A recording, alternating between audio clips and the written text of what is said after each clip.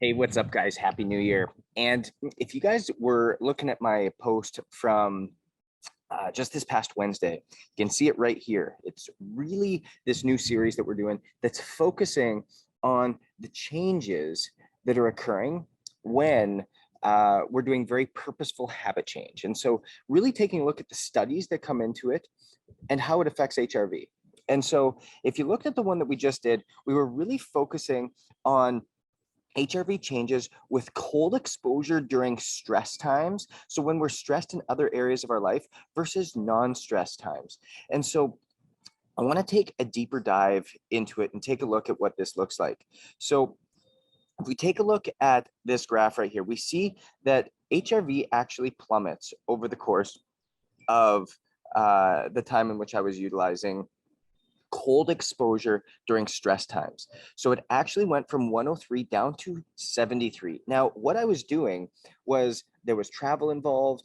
I was working late at night, and there was a lot of other factors that were coming into play. Now, adding that stressor to my whole nervous system was actually causing more harm than good for me.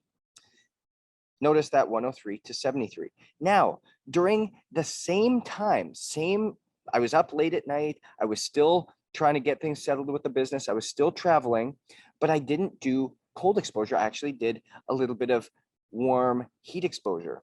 Okay. And we see the difference where I actually saw increases in HRV. Now, they weren't perfect. There was still a down day, but it dropped to 90 versus where it dropped to 73 in the course of that same typical range. And you see in that 7-day range, it was 88 to 100 and 82 to 96. So for me, and this is where I want to bring awareness to what's happening here, for me, in times of great stress, so times where, again, I'm traveling a lot, there's a lot going on in my environment, whether I'm traveling, whether I'm moving, whether I've got family and everybody coming in. It's better for me when I am aware of the stress that I'm under. It is better for me to not do cold exposure every single day. Maybe once or twice, no problem.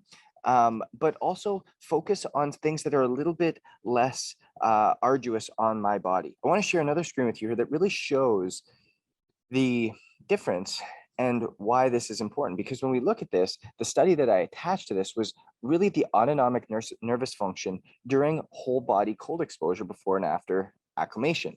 And so what we actually end up seeing, what the studies say, what the data says, is that cold exposure increases sympathetic activity, so increases the stress on the body, which actually gets blunted after cold acclimation. So about 2 to 3 minutes, let's call it that. Whereas parasympathetic activity, so again, rest, digest, relax, showed minor increases in cold, which was enhanced after cold acclimation. So especially getting out after. And causes a shift towards parasympathetic activity after that habituation lowers it. So again, what the studies say is like when you get acclimated to it, when you start doing it more regularly, it actually lowers it. But for me, that didn't happen necessarily, especially during stress times. Now, I'm going to do it and focus on it over a 2-3 day period when there's no extra stress on me and I'm just in a little bit of a more anabolic state, if you will, and see what happens then. But this is what this section is all about, is getting awareness as to what is happening when and how to use these tactics at the right time, and explaining what the Wednesday post looks like. So again, in a stress state, for me, not optimal, but let's figure out what it is for you. Go own it.